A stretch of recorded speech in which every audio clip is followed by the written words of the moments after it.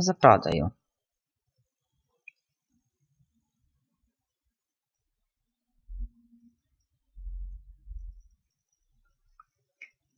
Označimo taster više računa da bi prešli u formu za odabir broja računa, za pravljenje više računa.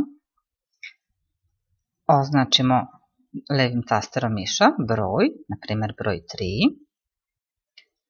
Ovdje nam se označava da je to prva tura. Pređemo u formu u deo prodaja. Automatski nam se označava da smo pritisnuli prodaju broj 3. 100 kupca, već kako. Stavimo artikle na račun. Vratimo se u deo više računa. Na broj 3 koji smo označili vidi se iznos što smo napravili račun i da je to prva tura.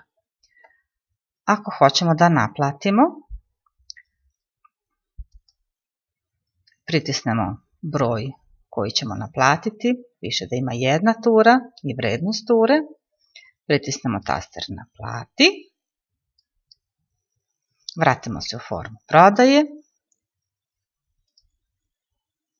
Označimo vrednost, način plaćanja, da li je to keš, kartica, ček ili virman.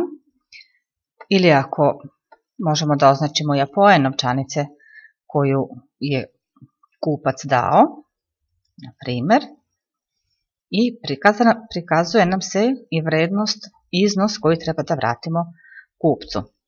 Pritiskom na taster fiskal izlazi fiskalni račun i program je spreman za sljedeću prodaju.